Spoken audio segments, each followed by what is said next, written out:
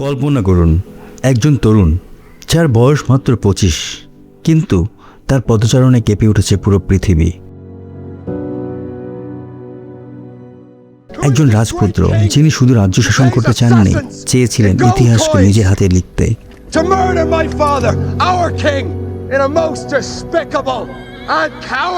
খ্রিস্টপূর্ব যুগের সেই অন্ধকার সময়ে যখন শক্তি ছিল সবকিছু, তখনই উঠে আসে তার নাম, সিকান্দার মহান। তিনি কি শুধুই একজন যোদ্ধা ছিলেন, নাকি এক দূরদর্শী নেতা যিনি তলোয়ারের পাশাপাশি বুদ্ধি দিয়েও জয় করেছিলেন অগণিত হৃদয়? একদিকে বিশাল পারস্য সাম্রাজ্য, অন্যদিকে এক তরুণ সেনাপতি, সংখ্যায় কম কিন্তু সাহসে অদম্য। কিভাবে তিনি অসম্ভবকে সম্ভব করলেন? কিভাবে তিনি একের পর এক সাম্রাজ্য ভেঙে গড়ে তুললেন নিজের আধিপত্য? আর সবচেয়ে বড় প্রশ্ন, তিনি কি সত্যি ঈশ্বরের সন্তান ছিলেন, নাকি শুধুই এক অসাধারণ মানুষ যার স্বপ্ন ছিল আকাশ ছোঁয়া?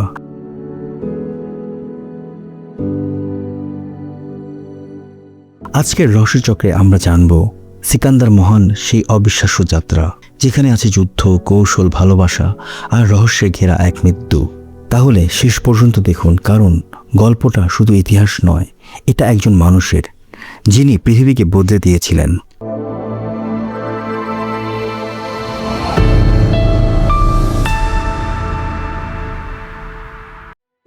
খ্রিস্টপূর্ব 490 সালে পারস্য সাম্রাজ্যের রাজা ডারিয়াস গ্রিসে আক্রমণ করেন।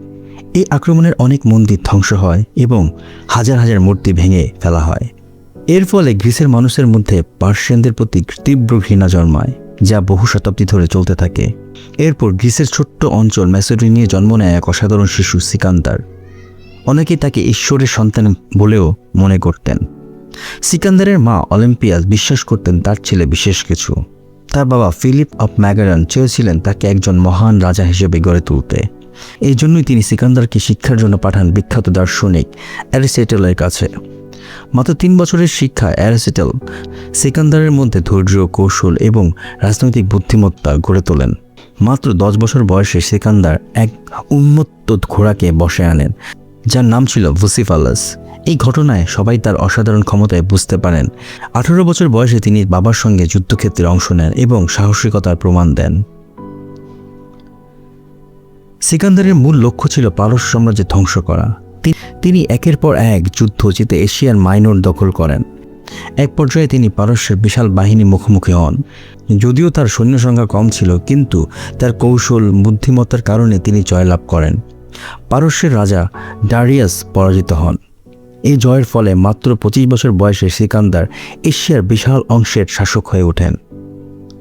সিকান্দার শুধুমাত্র যুদ্ধ করেননি, তিনি জয় করা অঞ্চলের মানুষের হৃদয় জয় করেছিলেন। তিনি তাদের সংস্কৃতি নষ্ট করেননি, বরং সম্মান দিয়েছেন। তিনি পারস্যের রাজকন্যাকে বিয়ে করেন যাতে সম্পর্ক আরও মজবুত হয়। এরপর তার নজর পড়ে ভারতের দিকে। তিনি বর্তমান পাকিস্তান অঞ্চলে প্রবেশ করেন এবং রাজা পৌরুস এর সঙ্গে যুদ্ধ করেন। এই যুদ্ধ ছিল তার জীবনের সবচেয়ে কঠিন যুদ্ধগুলোর একটি। যদিও শেষ পর্যন্ত সিকান্দার জয়ী হন, কিন্তু রাজা পৌরুসের সাহস ও বীরত্বে মুগ্ধ হয়। তিনি তাকে তার রাজ্য ফিরিয়ে দেন এবং আরও সম্মান দেন। খ্রিস্টপূর্ব 323 সালে ব্যাবিলনে সিকান্দার হঠাৎ অসুস্থ হয়ে পড়েন এবং 10 দিনের জ্বরে মৃত্যুবরণ করেন।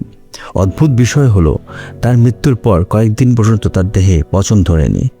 আধুনিক গবেষণা মতে তিনি হয়তো স্ট্রোক বা পক্ষাঘাতের আক্রান্ত হয়েছিলেন, যার ফলে তাকে ভুলবশত মৃত্যু ঘোষণা করা হয়।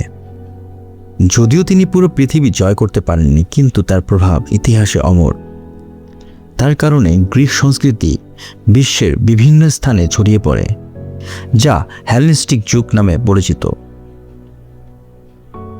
সিকান্দার মহান একজন মানুষ, যিনি শুধু যুদ্ধই জেতেননি, মানুষের হৃদয় জয় করেছিলেন। তার জীবন আমাদের শেখায়, স্বপ্ন যদি বড় হয় তাহলে বয়স কখনোই বাধা হতে পারে না। কিন্তু প্রশ্নটা থেকে যায়, যদি তিনি আর কয়েক বছর বেঁচে থাকতেন, তাহলে কি পুরো পৃথিবী তার দখলে চলে যেত? আপনার মতামত অবশ্যই কমেন্টস করে জানাতে ভুলবেন না। আর ইতিহাসে অজানা গল্প জানতে আমাদের চ্যানেলটি সাবস্ক্রাইব করুন এবং পাশে থাকা বেল আইকনটি প্রেস করুন, কারণ ইতিহাস শুধু অতীত নয়, এটা ভবিষ্যতের পথ দেখায়।